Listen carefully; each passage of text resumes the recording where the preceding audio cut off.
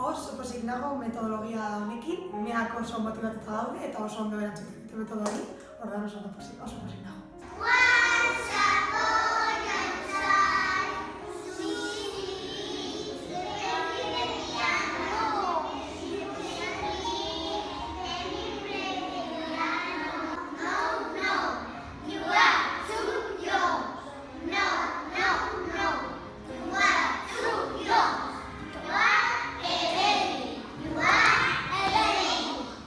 Haiek kontatzen dute ipuin bat, hasieran kontatzen dugu era desberdinetan eta gero haiek kontatzen dute.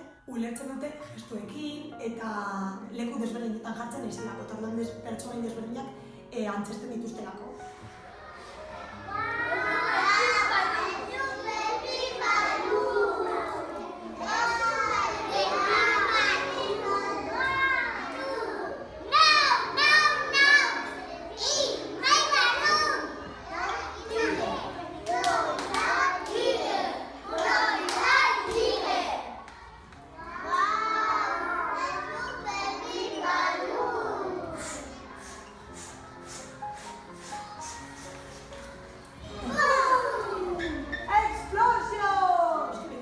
Kontatuko dute etxean, klasean egiten dugun moduan, material desberdinekin.